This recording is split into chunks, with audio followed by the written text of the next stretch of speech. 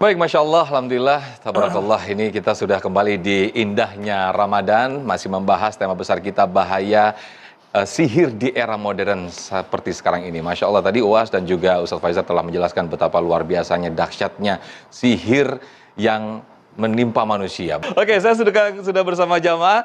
Ini siapa yang mau nanya, jamaah?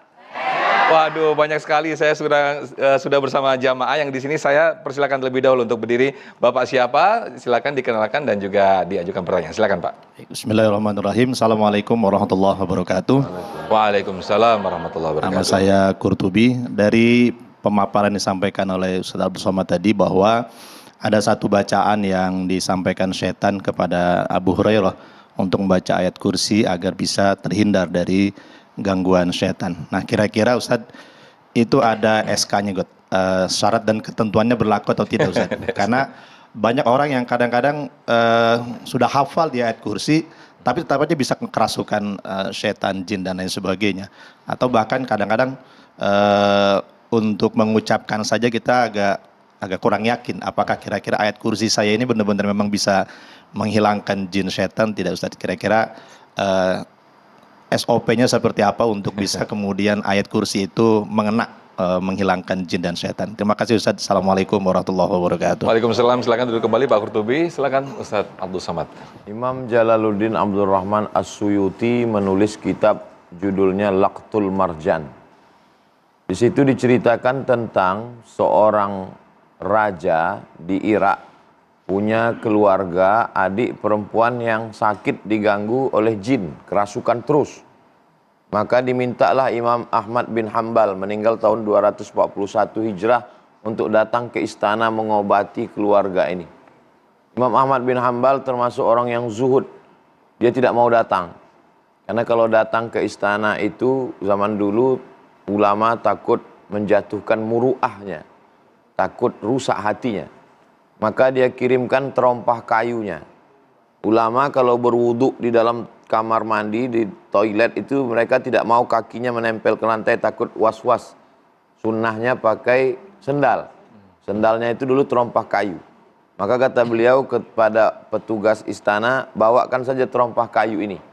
Maka dibawakanlah sendal terompah kayu itu ke dekat adik yang sakit tadi.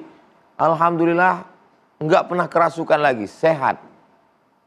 Lalu kemudian sampai suatu hari tiba-tiba kerasukan lagi.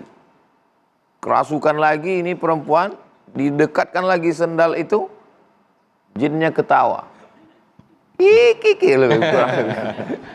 Kedengeran ya, Ustaz ya? Dia ketawa, dia katakan, saya bukan takut sama sendal ini, saya takut sama yang punya sendal.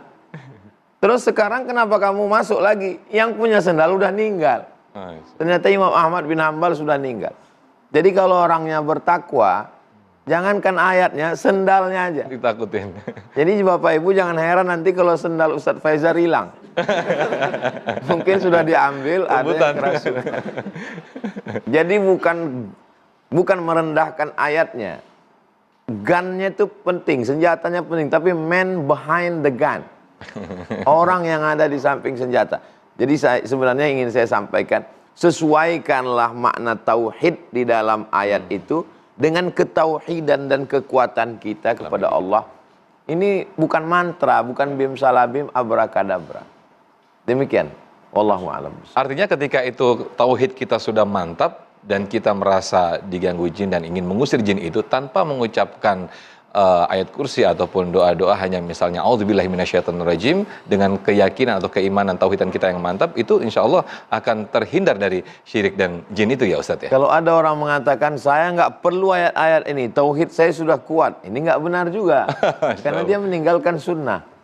Jadi ketika kita berpegang dengan aturan yang sudah dibuat oleh Rasulullah SAW, akidah itu batinnya, sedangkan zahirnya tetap ta'awuz, a'udzubillahi minasyaitonirrajim, bismillahirrahmanirrahim. Tapi tidak hanya sekedar di lisan, tapi hati kita lalai. Maka sejalan antara zahir dan batin. Harus mutakamil, harus saling melengkapi begitu, Ustaz ya. Baik.